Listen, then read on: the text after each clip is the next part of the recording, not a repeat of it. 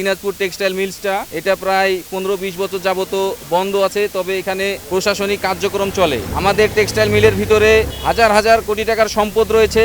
এই সম্পদ বিগত 17 বছরে আওয়ামী লীগ ফ্যাসিস্টরা চুরি করেছে তার দোসরদের সাহায্যে। এখনো এই চুরি অব্যাহত রয়েছে। কিছুদিন আগে এই মিলের মোটা মোটা বিভিন্ন ধরনের যন্ত্রাংশ চুরি হয়েছে। আমার মনে হয় এই যন্ত্রাংশগুলো মিনিমাম 10 কোটি টাকার যন্ত্রাংশ চুরি হয়েছে কিছুদিন আগে। এটার জন্য আমরা এলাকাবাসী যখন প্রতিবাদ করি, এই আমাদের যে টেক্সটাইল মিলের বর্তমান উপমহাব্যবস্থাপক রয়েছেন জনাব জাকির হোসেন, তিনি আমাদেরকে বিভিন্ন ধরনের হুমকি ধামকি দেন। এই জাকির হোসেন আওয়ামী লীগের অপশক্তি ব্যবহার করে এখনো তার দোসরদেরকে এখানে চাকরিতে বহাল রেখেছে। আমরা বিভিন্ন ভাবে তাকে বুঝিয়েও সেটা করতে পারিনি। আমাদের এখন একটাই দাবি, এটা আমাদের যেহেতু রাষ্ট্রীয় সম্পদ, আমি বস্ত্র ও পাট মন্ত্রণালয়ের মাননীয় উপদেষ্টা বরাবর বলছি, আমাদের এই মিলটিকে আবারও পুনরায় যেন আমরা চালু করতে পারি, কারণ এখানকার অনেক লোক বেকার। অবশ্যই বাংলাদেশের একটা বেকার সমস্যার সমাধান হয়ে যাবে ইনশাল্লাহ। আরো একটা যেটা বিষয়, সেটা হচ্ছে আমাদের যে দাবিগুলো, অবশ্যই এখানকার যে উপমহাব্যবস্থাপক রয়েছে তাকে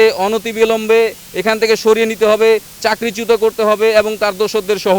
কারণ তিনি নিয়ন্ত্রণহীন, রাত বিরাতে তিনি এখান থেকে বিভিন্ন রকমের মালামাল চুরি করেন। তার নেতৃত্বেই আমাদের কাছে বিভিন্ন ধরনের প্রমাণ রয়েছে, আমরা এলাকাবাসী সাক্ষী। আসলে এতদিন আমাদেরকে বন্দুকের নলের মাধ্যমে এই সমস্ত জিনিস থেকে ঠেকিয়ে রেখেছিল এই ফ্যাসিস্ট শেখ হাসিনার দোসর, এই জাকির হোসেনের মতো প্রশাসনিক ক্যাডাররা।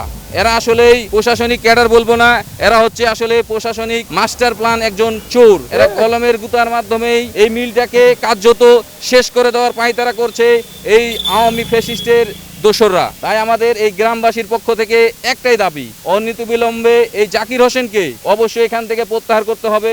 জাকির হোসেন সহ যারা এই চুরির কাজে নিয়োজিত ব্যস্ত রয়েছে, ডাকাতির কাজে নিয়োজিত সর্বসময় তারা ব্যস্ত রয়েছে, তাদেরকে অপসারণ করতে হবে।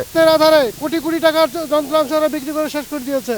এবং একটা জিনিস কি, আমাদের মিলের যে বড় মোটা মোটা যেগুলো গাছ ছিল, সেই গাছগুলো কেটে ওরা সাফ করে দিয়েছে। আমাদের সম্পদ আমরা রক্ষা করব, অবিলম্বে তার পদত্যাগ চাই, তার চাকরিচ্যুত চাই।